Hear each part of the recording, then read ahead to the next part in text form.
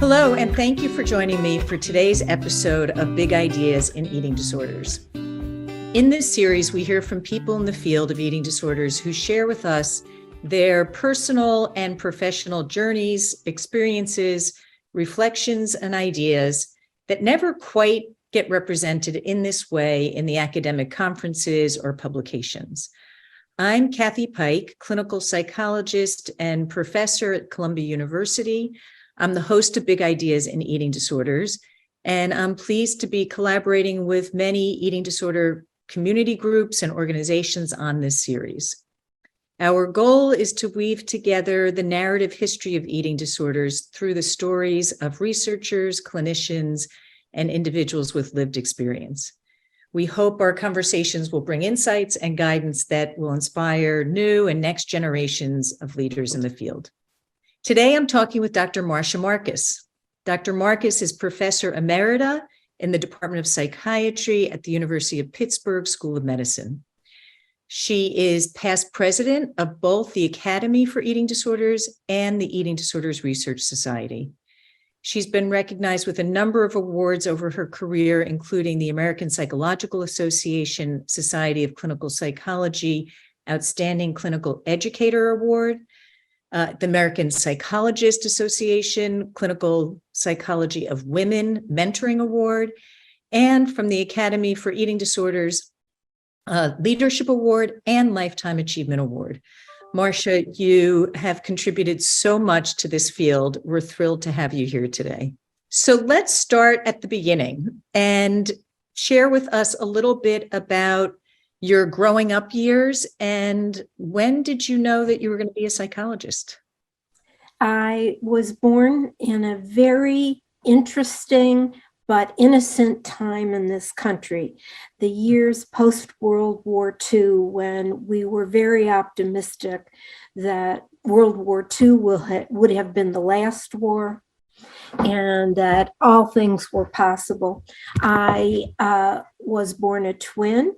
My sister and I were my parents' only children, and we grew up in Rochester, New York. We went to a suburban high school that lacked most kinds of diversity. It was a very innocent time, and I don't know that we gave much thought to the fact that we lived in a cocoon. But that awareness did come later. I think I knew from a very young age that I wanted to be either a doctor or a psychotherapist or a psychologist, probably because I was a fairly intense kid and was always very curious about things that went wrong with people, and had quite a bit of mental illness in my family.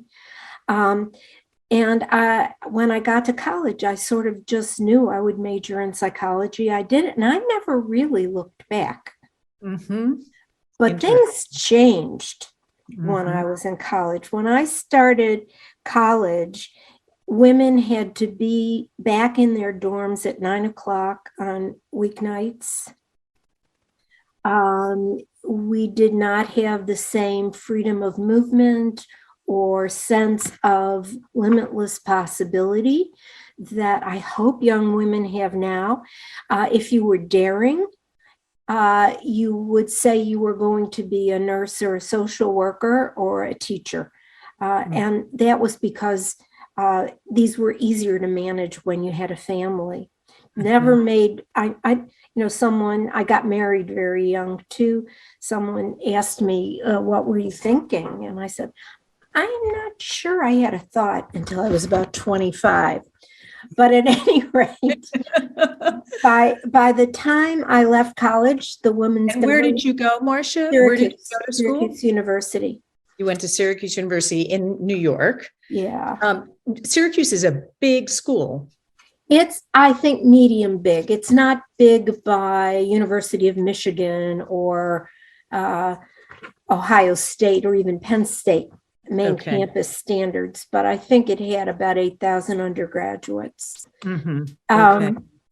And When I finished my undergraduate degree, I made plans to go to the University of Pittsburgh to train as a professional social worker. I'd gotten a fellowship because Lyndon Johnson's Great Society legislation required training so many professional social workers in order to participate in the war on poverty, which, by the way, we deeply believed we would win. So I went from this kind of very sheltered background into the School of Social Work, where, of course, I met people of different ages, backgrounds, perspective, training, and became intimately acquainted with social determinants of health, which is a buzzword now, but I don't think it's news to social workers. Right. So you're doing your graduate work in social work. Yeah. You go from the cocoon that you described as a child Mm-hmm. to a world where you've got an enormous explosion of diversity.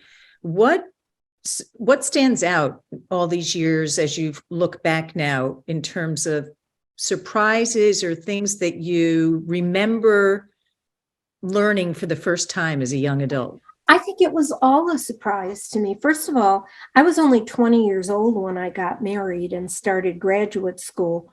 And it was joyful, but it was also kind of a rude awakening to realities in the world, particularly in that time of the Vietnam War. Mm-hmm. So in your social work training, what were the areas that you focused on, and how did you get from social work training to clinical practice and eating disorders? About 10 years after I finished social work school and working as a psychotherapist, I knew I wanted to get more training. And I began a PhD program in clinical psychology at the University of Pittsburgh in 1978. I was the only married person, and I was the only parent in the group. I wasn't really that old. I was in my early 30s, but I was very different than anyone else. And I was very serious about pursuing a research career, which I then did. So who did you study with at University of Pittsburgh? Well, it wasn't long after I started school that I started working with Rena Wang, who is now a very distinguished investigator and professor at Brown University.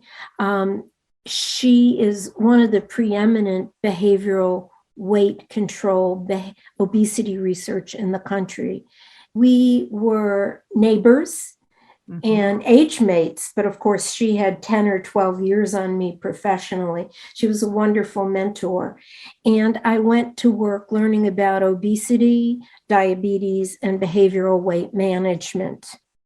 And my career in eating disorders started then.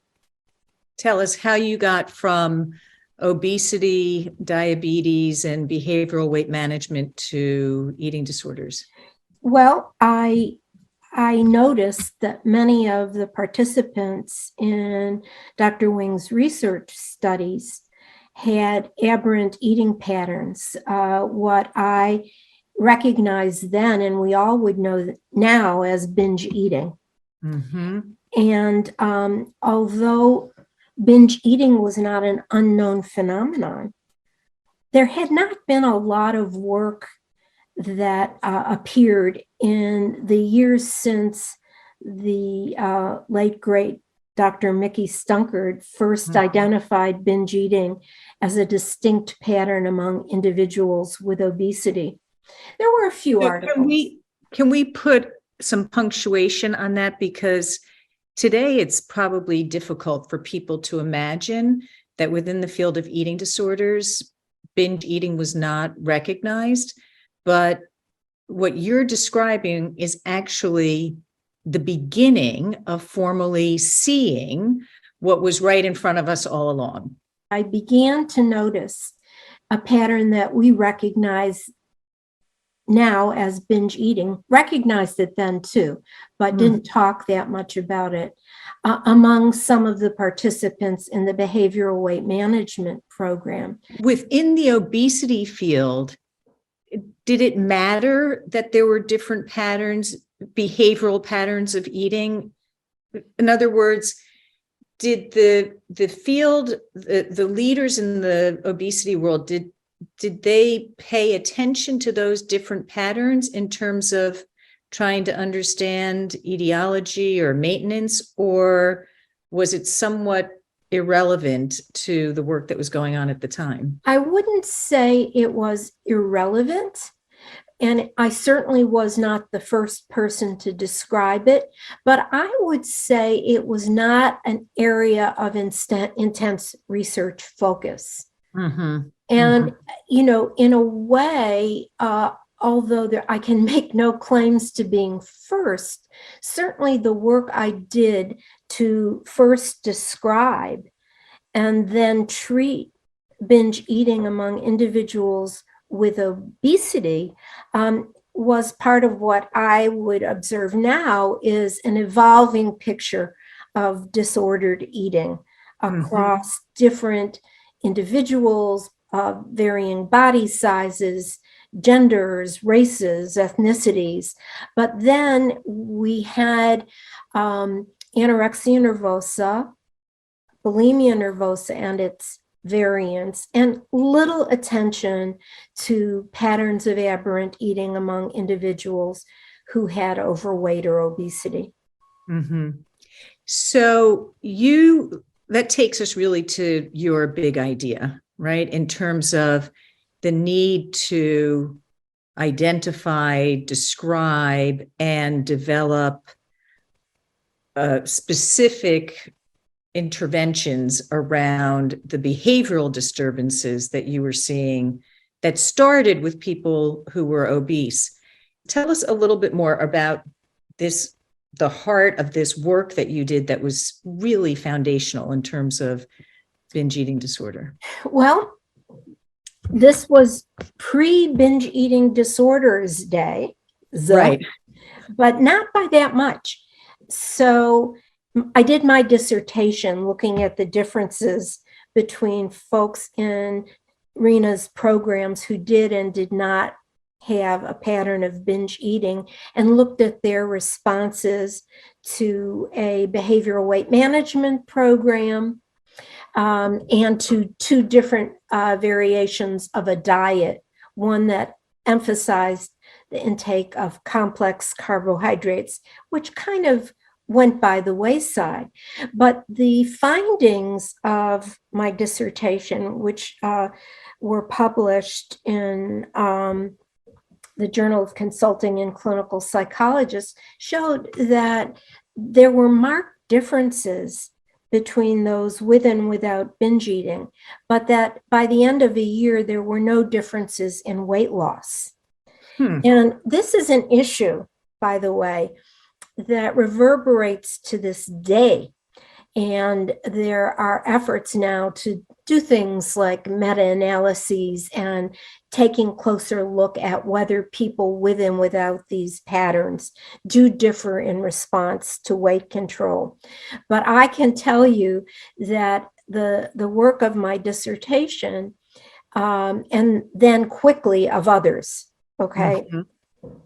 This is what's exciting and fun. Others join the party very quickly, or they're working on it at the same time, but you don't know it. You know, I'm sure those of us who have been around for a while all notice that ideas seem to rise to the surface around the same time, right? That's right. It's just a matter of the forces and the incremental and how facts accrete. But after that dissertation and paper, and one that followed shortly thereafter, that looked at the response of binge eaters and those without binge eating to fluoxetine or Prozac, got me a ticket to the table when there was a group of people convened by the late psychiatrist Bob Spitzer to say, okay, what is this binge eating? And to develop and test provisional criteria for a new disorder, binge eating disorder, that was characterized by binge eating, much in the same way that one would see it in bulimia nervosa, but without the regular use of compensatory behaviors. Bob Spitzer, just putting this in context, this is in relation to the work that he was leading for the development of the DSM-4? It was prior to the DSM-4, but of course, then the provisional criteria were included in the DSM after the field studies. The provisional, he became interested in binge eating, by the way, because of a colleague who had the problem. So, Marsha, Bob Spitzer is intrigued by this behavioral phenomenon of binge eating. He assembles people who are beginning to contribute to the description of this syndrome. What did it take to get to? Not a lot. I mean, I was figuratively and literally a kid, but he was able to move mountains with his names, his contacts, and his intellectual heft. And folks from New York State Psychiatric, Bob Spitzer and Debbie Hassan, who was in, I think, the School of Public Health, and Tom Wadden, a very, very well-known obesity researcher at Penn, Rena Wing, my mentor, and me, but we drafted very quickly some consensus criteria, and we tried them out in a field trial, and then a second one, and started to collect data on this phenomenon. So now it becomes clear, especially after it was included as a provisional diagnosis in the DSM-4, people started paying attention to it, all kinds of attention. And my own work was right in there at the beginning, both in terms of the descriptive psychopathology, which I'll say a bit about, but also how do you treat these people? Right. You know, what do you do for them? And let me talk just very briefly about the descriptive psychopathology. I went on to think, okay, did this occur in individuals of different races, different genders? Back at that time, our genders were male and female, but different genders, different backgrounds. I worked with a colleague to study the pattern of binge eating in the Cardia population of Black and white individuals in the South, and found that binge eating was as common among Black women as among white women, and was nearly as common among Black men and white men, a little less common. But now we have a pattern of eating that we see in both minority participants and males, different ages. I studied whether binge eating occurred in middle-aged women. It does. And then with other colleagues in children, which quickly became a study of loss of control eating because they didn't eat as much. And also in bariatric surgery participants. And everywhere we looked, binge eating was there. And it was associated with a pattern of distress and associations with other kinds of psychopathology, particularly depression and anxiety. Mm-hmm. So now we go from having eating disorders existing in young, affluent Caucasian women to understanding or beginning to understand a process that is still evolving Mm-hmm. in everybody. Right. And when you began to document the pattern of binge eating and this syndrome, did it move completely or quickly or not completely into the field of eating disorders out of the world of obesity? Or does the study of binge eating disorder, what's the journey of the The study journey of binge is eating disorder? the journey, I think, is an interesting one. But here's what happened to me. In the midst of all this, along a parallel course of development, I took over the eating disorders program at Western Psychiatric Hospital. Uh-huh.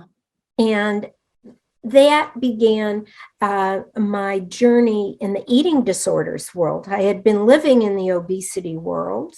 Mm-hmm. I joined the eating disorder world, and I quickly met up with Terry Wilson and Chris Fairburn, who had developed a treatment for bulimia nervosa and wrote a chapter which people continue to cite on how to adapt cognitive behavior therapy for people with obesity. For people with obesity or people with binge eating disorder? I stand corrected. People with binge eating disorders, Uh-huh. many, if not most of whom, were obese. Not everybody, but treatment seekers tended to be obese. And right from the very beginning, body sizes were larger than average. Mm-hmm. Mm-hmm. So you move from obesity to eating disorders. You're running a clinic that is serving a range of individuals who have a variety of eating disorders. You are starting to have students like Carlos who are studying with you and then going on to expand the field. Were there particular hurdles that had to be overcome, or was it pretty straightforward? I can remember back in the day, people working in the field of obesity and people working in eating disorders were not comfortable bedfellows. The received wisdom, which, by the way, has a good deal of support, is that dieting provokes or precipitates often an eating disorder. And I think the data bear that out. That is often, I remember the first time I heard Cindy Bulick say this, that dieting, if genes loaded a gun, the trigger was dieting. And for vulnerable individuals, I think that's true.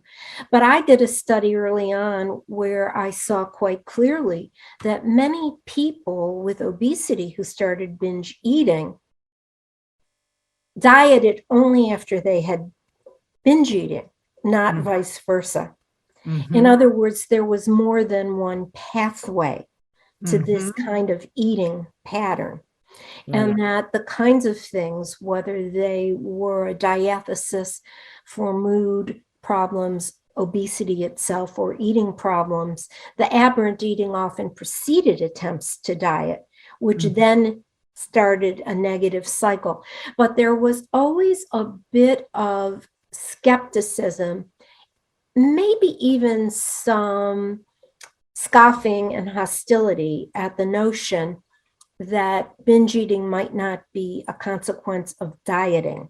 And that dieting, of course, I'm sure you remember when I started going to eating disorders meeting, people wore badges that had a red slash across it that said stop dieting. Now, what I had seen in my work in obesity is that when we treated people with a kind of moderate behavioral weight control program, their eating disorder symptoms decreased dramatically. Right. So really, I remember this very well. Do you remember it? I was at Yale. Because you were a kid, yeah. And I was working with individuals with anorexia nervosa and bulimia nervosa. And as you say, it was gospel, right? That dieting was the trigger for an eating disorder. And when the field started to recognize binge eating disorder, the idea that there could be some other precipitant and a different pathway and almost a reverse relationship between, binge eating, that the dieting was triggered by the binge eating rather than the reverse, right? Yeah, was really mind-blowing for a lot of people. There was a lot, I remember, intense controversy around this, and writing a paper with Denise Wilfley around pathways to binge eating. So you've called it back to mind as we're discussing. Yeah. So where's the field now as you observe it on this point? This is how I see my work in the context of the overall fabric. Our understanding of the distinctions among disorder and the role of various different factors is still evolving. Mm-hmm. I think I mentioned to you in our preliminary discussions that we see it now in discussions about atypical anorexia nervosa, where, all right, do you really need to be underweight to have anorexia nervosa? How does low weight anorexia nervosa differ, if at all, from developing all of the signs and symptoms of anorexia nervosa except for low weight? And how are those groups different? What are the distinctions among disorders? We have a growing understanding of the phenomenology. What we don't know, and I think it's important for me to mention this in the course of a discussion of my own perspectives on my career, is that I participated in the working group for the development of the DSM-5, led by your friend and colleague, Tim Walsh. And I can remember this discussion coming up about what about atypical anorexia nervosa.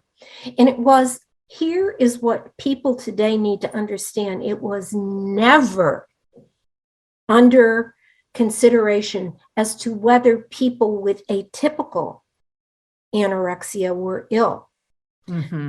I had taken care of patients like this. These patients had serious illness. What we did not know was whether the course and outcome of these individuals was the same as those that were habitually underweight. And you know what? We still don't know it. Right. It's still an outstanding question. It's a question. Are they the same, or does course and outcome distinguish these disorders? But the way the discussion has somehow evolved is we don't think these people are ill. And they themselves say, no one thinks I have an eating disorder. Well, that was never the case, at least among the people that I knew working in the field of research. And it has become an area of contention, just as rather than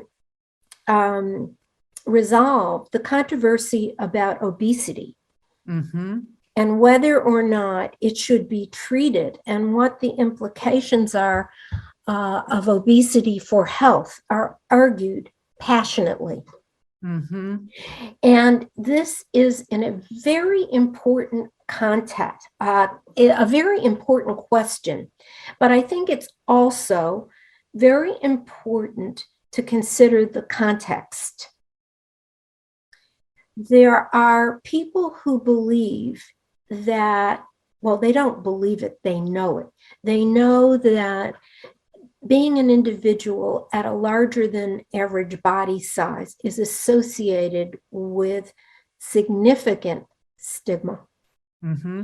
And we know, because there are strong data to back it up, that Mm-hmm. stigma causes ill health. Mm-hmm. So let's underscore that, Marsha, because I think it's really such an important point that we have the data. It's not just a belief. No, it The is data not are just a there. belief. We Right. know, and I think I tried to signal this to you. You know, it goes back to my training as a social worker, Kathy. Mm-hmm. I knew all about the social determinants of health. No one talked about it. Right. I never doubted it. I think we talked about environmental factors. No, but now we are But now, coming around again to understanding the profound effects of social determinants on our health at multiple levels. And I think we are also getting to understand the impact of stigma. Mm-hmm. Individuals, and I often have used this with patients over the years, exist within a fairly broad range of, in quotes, normal body weight Mm-hmm. that isn't associated with negative consequences.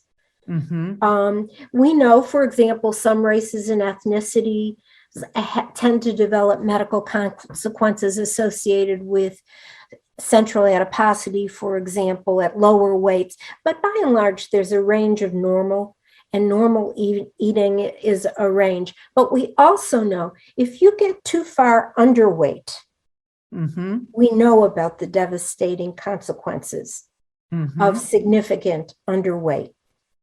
Mm-hmm. It seems to me to defy logic, but certainly scientific reality, that we don't understand when you go way above that range, there are also significant medical consequences. You're saying we have those data. We have those data. They are irrefutable. People will point out, and they are quite correct, there are people who are higher weight who are metabolically normal. There are also data that show that over time they often develop problems, but even if they don't, it isn't the average situation. Right. We are not meant to carry a whole lot of excess adiposity. Why we do, population-wise, is an area of significant public health interest, to put it mildly. And certainly not all people have aberrant eating, but some do.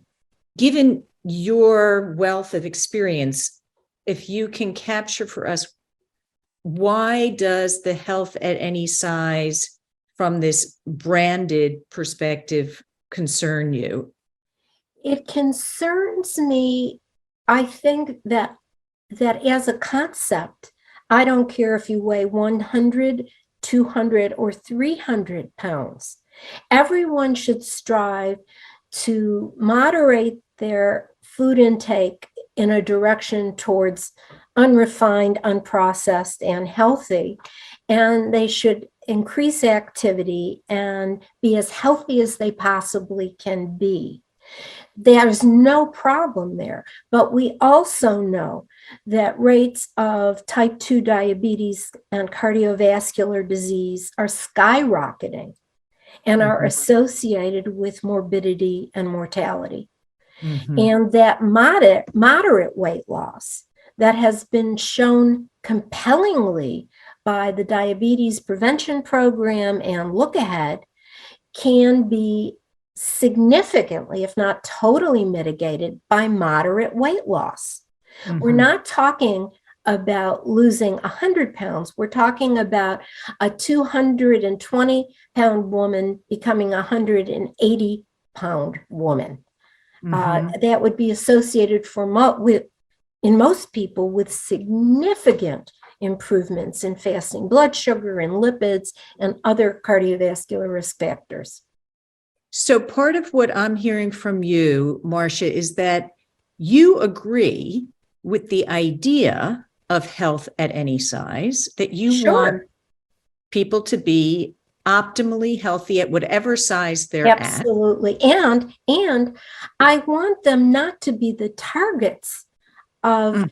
irrational hatred from Mhm. other people and from the healthcare professions. Mhm. By the way, 40% of Americans are now have obesity. Right. So this is a normative condition. But you also are saying, and this is where you diverge from Yes. the health at any size movement, let's say, is that actually achieving health for people who are at very high levels of weight And can at be risk. and are at significant health risk, that if in fact you want to achieve optimal health, that one way to do that is to moderate one's intake and reduce one's weight some measure, not dramatically I necessarily, think but some that measure. I would aver that to be true. Mm-hmm. You started out in the obesity field. Yeah. You moved into the eating disorders field and brought into the eating disorders field an expanded understanding of what disordered eating can look like. I You were like a to think that. pioneer, right? You were a pioneer in describing this phenomenon of binge eating and then helping to define binge eating disorder. And now we have in the eating disorders community this very intense debate that is going on It is. around obesity, health at any size, the role of dieting. These are very real live issues today. And yet we have some real science to inform the discussion. When you look ahead, as we think about the younger professionals, the individuals entering the field of eating disorders today, what are some of the questions that you have or some of the topic areas that you think we need to pay attention to potentially address this issue more fully or resolve some of this debate? It's a big question. I'll say a couple of things. One is that young people need to be taught the difference between advocacy Mm-hmm. and science. Mm-hmm. I think it's very important to have vocal and activist folks in the field who have lived experience, who have seen the damage that weight stigma and beliefs about body size and appearance can victimize young women and also young men.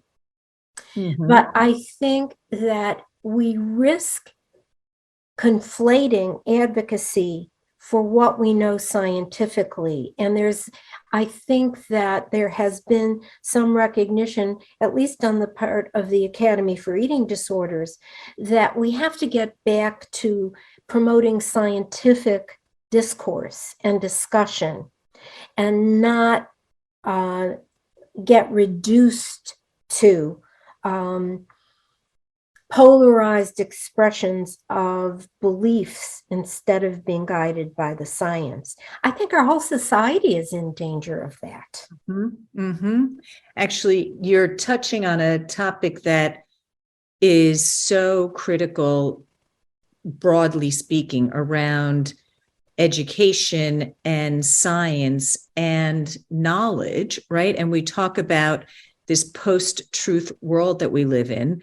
How do we, in a responsible way, lean into science and what we know, and at the same time recognize that what we know today based on science will It continue to changes. evolve, It right? changes. It changes.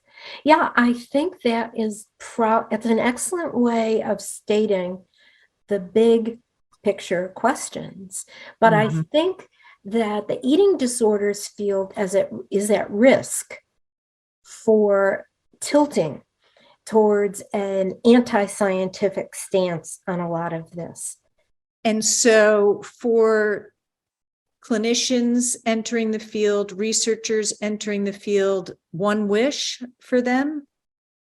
You have to learn from the past before you really can move forward. Yeah.